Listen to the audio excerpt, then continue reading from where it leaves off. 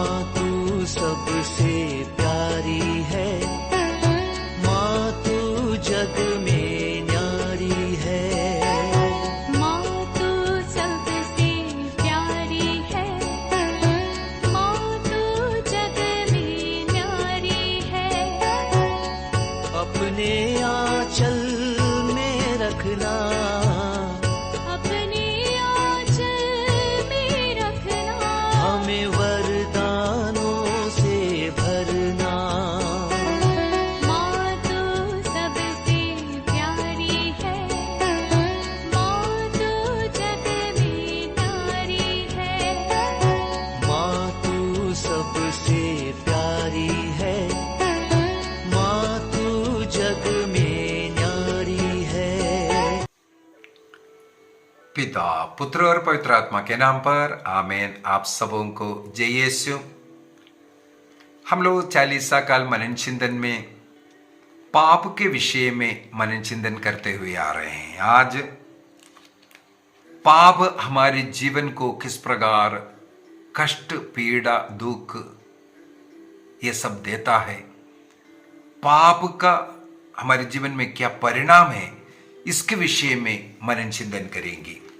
प्रवक्ता ग्रंथ उसके अध्याय 19 वाक्य 4 में, प्रवक्ता ग्रंथ सिराक चैप्टर 19 वर्स 4, वहां पर लिखा है, जो पाप करता है वह अपने को हानि पहुंचाता है।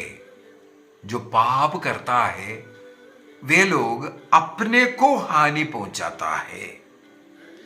यदि हम लोग अध्याय 27 को 27 वाक्य 30 को पढ़ेंगे, सिराक चैप्टर 27 वर्स 30, जो बुराई करता उसे उससे हानि होती है। जो बुराई करता उस व्यक्ति को उस बुराई से हानि होती है, यद्यपि वह नहीं जानता कि वह बुराई, जो हानि कहां से आती है। वाह, कितना सुंदर है। जो लोग चोरी करते हैं, झूठ बोलते हैं, नशा करते हैं, किसी भी प्रकार का जो बुराई की जिंदगी जी रहा है, दूसरों के साथ धोखाबाजी, और उस व्यक्ति के जीवन में जो बुराइयां आ रहा है, हानि उसको पहुंच रहा है, उसको पता भी नहीं चलेगा। वो किसी के साथ धोखेबाजी कर रहा है, उसके जीवन में रोग, कष्ट, पीड़ा, वो मान लो गलत तरीके से 1000 रुपये या 1 लाख रुपया कमाया, और दूसरी साइड से उसको उससे कई गुना हो सकता है उसका जीवन तक खोना पड़ेगा। यही बाइबल सिखाते हैं। यदि हम लोग प्रोवर्ब्स सूक्ति ग्रंथ उसके अध्याय 19 में, प्रोवर्ब्स चैप्टर 19 वाक्य 3 को पढ़ेंगे। वाक्य 3, मनुष्य की अपनी मूर्खता उसका सत्यानाश करता है। मनुष्य की अपनी मूर्खता उसका सत्यानाश करती है, किंतु वह प्रभु के विरुद्ध पुण्य बनाते हैं। कई लोग जो बीमार होता है या कष्ट होता है, जो पराजय होता है, उस समय प्रभु को कोसते रहेगा। मैं इतना प्रार्थना करता, ये करता, वो करता हूं, मुझे ये नहीं मिल रहा है, मेरा शादी नहीं हो रहा है, बच्चा नहीं हो रहा है, कर्ज में डूबे हैं, शराबी बन गया है, पता नहीं क्या क्या शिकायतें। वो अपने अंतःकरण को जांच नहीं रहे, अपने हालत को जांच नहीं रहे। कई लोग फोन करते हैं, प्रार्थना मांगते हैं। मैं पूछता हूं, क्या आपके घर में पारिवारिक प्रार्थना होता है? वो पैसा खर्च कर करके, समय निकाल करके मेरे से बात कर करके प्रार्थना मांग रहा है। उस व्यक्ति से यदि पूछें, आपके जीवन में, आपके परिवार में प्रार्थना है? जवाब है ब्रदर जी समय नहीं है। ब्रदर को समय है लेकिन आप लोगों को समय नहीं है। यही बड़ा प्रॉब्लम है। मनुष्य के जीवन में जो बुराई, जो कष्ट, जो पीड़ा जो आ रहा है, ईश्वर को त्याग रहा है, पाप की स्थिति में है। तोबित का ग्रंथ अध्याय 12 वाक्य 10 में, तोबित चैप्टर 12 वर्स 10, उसमें भी यही लिखा हुआ है। जो मनुष्य गलती करता है, जो पाप करता है, वही उसको कष्ट देता है। मैं एक उदाहरण बोलता हूं, जिसे मैं मेरा गवाही दे चुका हूं हमारे YouTube चैनल के अंदर। 2010 में मेरा ट्रेन एक्सीडेंट हुआ और तब से अभी तक मुझे अच्छा चलना फिरने में दिक्कतें हैं। मेरे बाएं पैर में प्लेट डाला हुआ है, दाहिने पैर का काफ़ी जगह कटा पिटा है। हमेशा चलते फिरते पैर में दर्द रहता है, दिन हो रात हो, पैर में, शरीर में, हाथ पैर सब टूट फूट करके। यदि मैं सोचूं मैं इतना प्रचारक हूं, वो भी उस समय पर एक्सीडेंट हुआ छत्तीसगढ़ में एक पल्ली में, रायगढ़ धर्म प्रांत का एक पल्ली में रिट्रीट देख करके वापस लौटते वक्त हुआ। इतना कष्ट पीड़ा सह करके चर्च में रिट्रीट देख करके वापस आते वक्त मेरा एक्सीडेंट होना, और कोई पूछा भी है आपके साथ ऐसा क्यों हुआ? एक ही कारण, मैं सबों को यही बोलता हूं, मेरा गलती, मेरा पाप। मैंने पाप किया, वो पाप ने मुझे दंड दिया, और ट्रेन के नीचे से मुझे बचाने वाला मेरे ईश्वर मेरे साथ था, इसलिए उन्होंने मुझे मरने से, कटने से बचाया। मैंने गलती किया, उसका सजा प्रभु नहीं दिया, सजा वो गलती मुझे दे रहा है। यदि आज मेरे पैरों में दर्द है, दौड़ने में, चलने में मेरे को दिक्कत है, उसके पीछे का कारण मैंने जो गलती किया, वो गलती मुझे सजा दे रहा है। चलते ट्रेन में नहीं चढ़ना चाहिए था, मैं चलते ट्रेन में दौड़ करके गया, चढ़ने का प्रयत्न किया, पैर फिसला, ट्रेन के नीचे चला गया। ट्रेन काफी मुझे खींच करके भी लेकर के गया, लेकिन बचाने वाला वहां पर था, उन्होंने अपने हाथों में मुझे उठाया। पूरा ट्रेन मेरे ऊपर से निकला। बहुत बड़ा एक चमत्कार प्रभु ने किया। यह गलती मुझे दंड दिया। मेरे विचार में आपको ये बात समझ में आई। अभी बाइबल के अंदर से कई उदाहरण ले सकते हैं। ईश्वर ने आदम और एवा का सृष्टि किया, मनुष्य का, आदि मानव का सृष्टि किया, और उन्हें एक नियम दिया, आदन वाटिका में डाल करके खेतीबाड़ी करना है, खाना पीना, बड़े मजे से रह सकता था। उस आदन वाटिका के बीचों बीच में 2 वृक्ष है, एक भले बुरे का ज्ञान का वृक्ष और दूसरा जीवन का वृक्ष। ईश्वर ने कहा जीवन का वृक्ष का फल रोज खाओ, लेकिन भले बुरे का ज्ञान का वृक्ष की ओर नहीं देखना, उसका फल नहीं खाओगे। एक आदेश। लेकिन मनुष्य ने क्या किया? शैतान का, सांब का कहना मानकर वही जिससे ईश्वर ने मना किया उसको की। शैतान ने बोला नहीं, तुम नहीं मरेगे, तुम नहीं मरेगा, तुम ईश्वर जैसे बन जाएगा। अनेकों लोग इस प्रकार धनी बनने के लिए, अन्य सुख सुविधा के लिए पाप करते जाता है, शैतान की बातें सुनते जाता है। मुझे कोई नहीं देखेगा, पकड़ेगा नहीं, जवानी में आनंद उठाओ, थोड़ा सा पीने से कोई गलती नहीं। पता नहीं क्या क्या हम लोगों के मन में आते हैं, दोस्त लोगों से या अन्य लोगों से हमें सीखने के लिए मिलता है, लेकिन आखिरी में वही पाप हमें दंड देता है। यदि उत्पत्ति ग्रंथ उसके अध्याय 3 को अगर हम पढ़ेंगे, वहां पर जब आदम और हेवा ने जब गलती किया, उसका परिणाम हमें देखने के लिए मिलता है। वाक्य 9 से जब ईश्वर उससे पूछता है, आदम आदम तुम कहां हो, इसका मतलब है तुम्हारी स्थिति क्या हो गया। तुम कहां हो का मतलब है तुम अपने नजर में कहां गिर गया। पहले ईश्वर के साथ चलने वाला था, आज ईश्वर से डर करके दूर बैठने वाला। पहले उसको कोई लज्जा का अनुभव नहीं होता था। उत्पत्ति ग्रंथ अध्याय 2 वाक्य 25 में लिखा है, वो मनुष्य आदम और हेवा दोनों नंगे थे, फिर भी उन्हें कोई लज्जा का अनुभव नहीं होता था। जब वो मनुष्य ने पाप किया, उस समय पर लज्जा आया पाप के ऊपर, फिर पाप। वहां पर कम से कम 1 दर्जन परिणाम हमें मिलता है।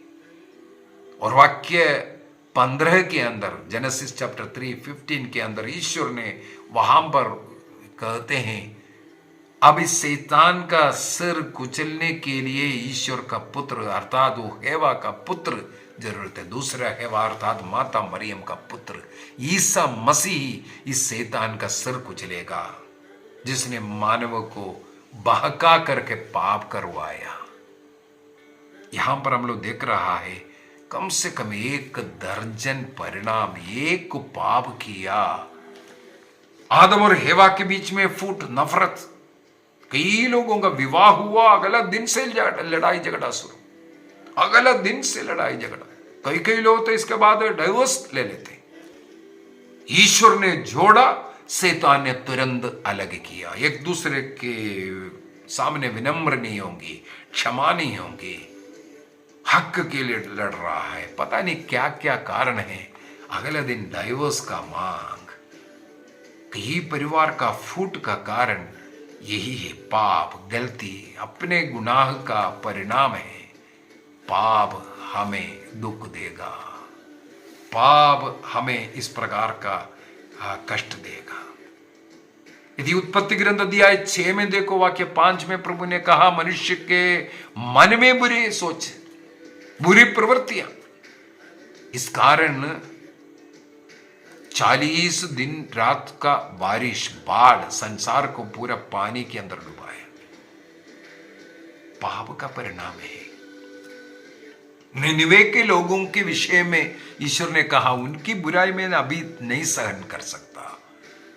40 दिन के बाद निनिवे को समाप्त करने का घोषणा हो रहा है, क्योंकि पाप वहां उस नगर का, उस देश का विनाश का कारण बन रहा है।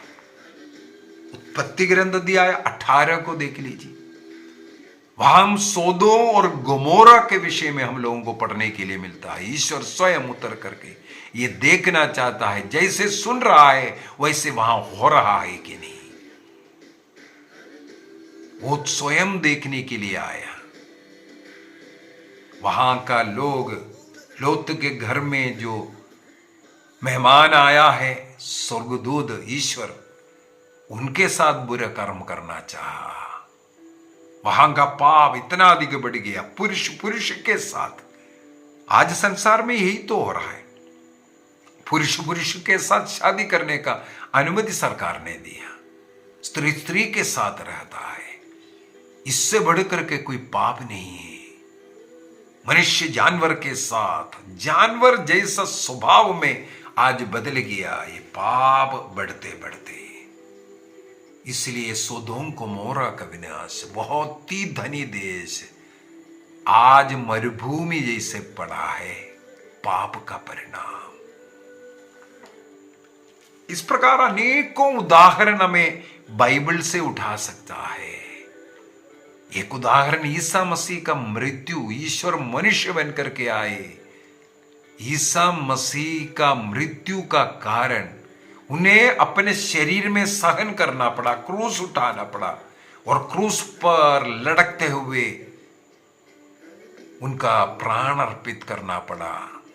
पाप का परिणाम के कारण, पाप को खत्म करने के लिए ईसा मसीह को मरना पड़ रहा है। पाप का वेदन मृत्यु है करके इसलिए बोलता है। उस पाप से मनुष्य को छुड़ाना है, जीवन की कीमत इसलिए देना पड़ा।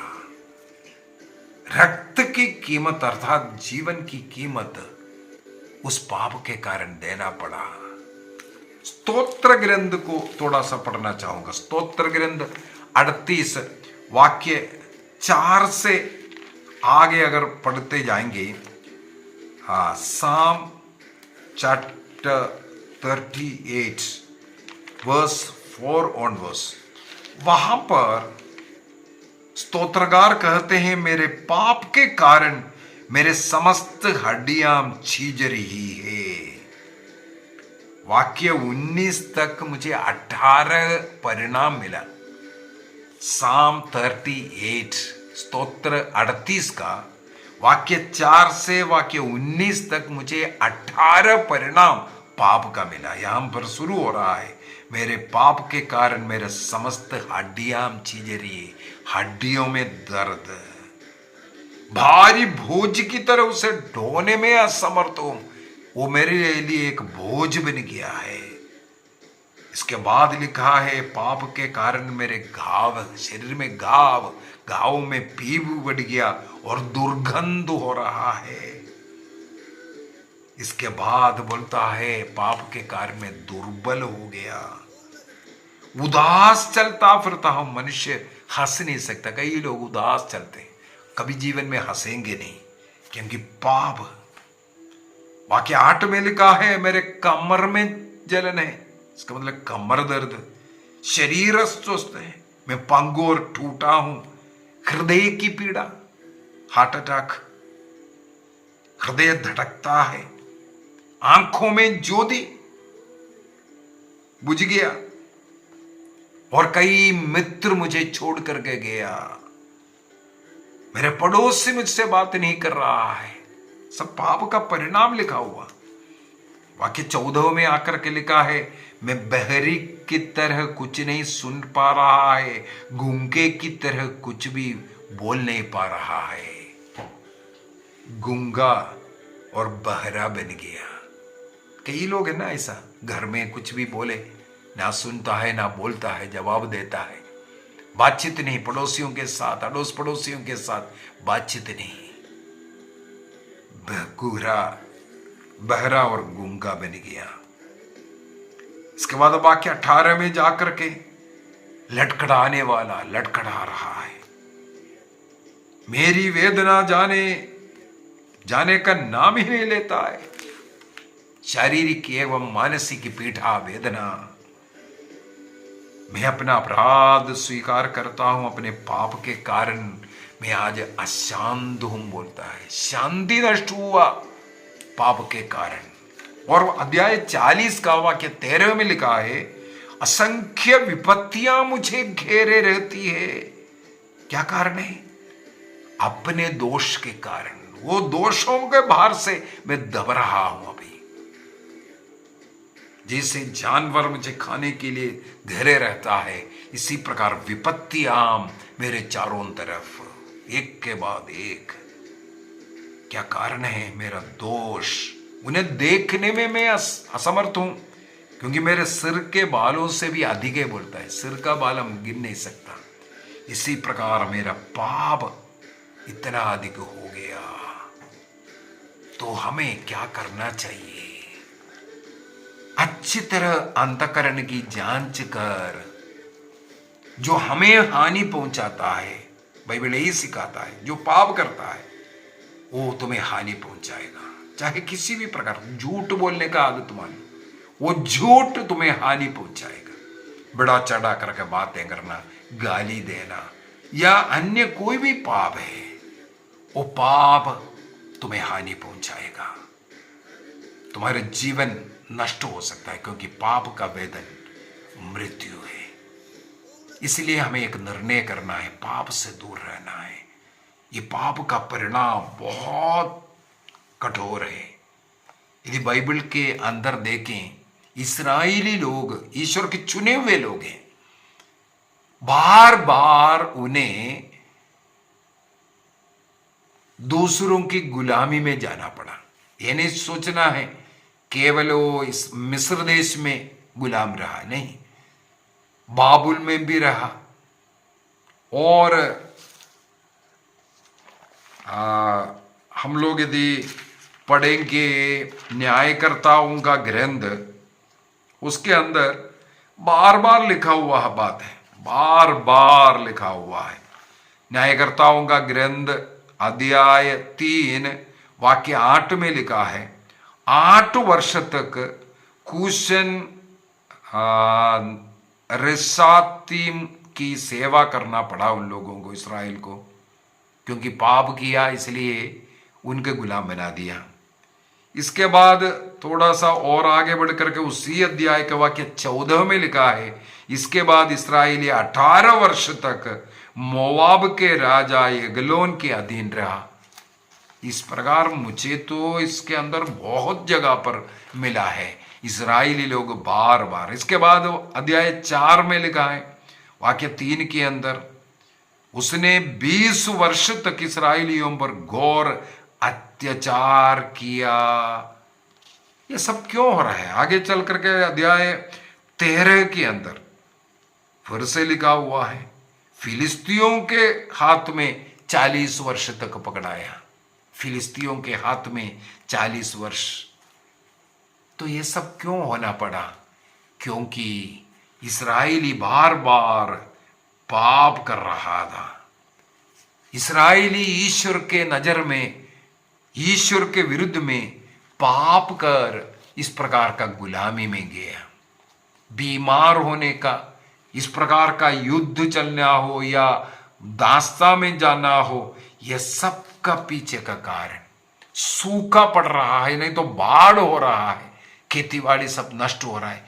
ये सब का पीछे का एक परिणाम, एक कारण है पाप। पाप का परिणाम इस संसार में इतना अधिक अभी दिख रहा है। हमें एक निर्णय करना है, हमारे जीवन को बचाने, हमारी आत्माओं को बचाने, हमारे परिवार को बचाने। हम पाप से दूर रहेंगे। ये एक ही निर्णय करो, गलती ना करने का। मन वचन कर्म के द्वारा, अपने शरीर के 5 इंद्रिय, इसके द्वारा जो भी गलती करता है तुरंत पाप स्वीकार कीजिए और गलती आइंदा ना करने का निर्णय करते हुए पाप स्वीकार करना जरूरी है। एक निर्णय कीजिए। आइए हम अपनी आंखें बंद करें। आज हम लोगों ने मनन चिंतन किया, पाप हमें हानि पहुंचाता है। जो गलती हम करते हैं वो हमें नुकसान पहुंचाएगा, दर्द पहुंचाएगा, हमें गुलाम बनाएगा, हमारे बीमारी का कारण बनेगा, हमारे घर में अशांति का, बच्चों में अशांति का, कहीं ना कहीं ये परिणाम हमें देखने के लिए मिलेगा। इसलिए पाप से दूर रहने का, जीवन में जाने अनजाने में जो भी गलती हुआ उसके लिए ईश्वर से क्षमा मांगेंगे, एक पुरोहित के पास जाकर पापों को स्वीकार करेंगे, निर्णय कीजिए।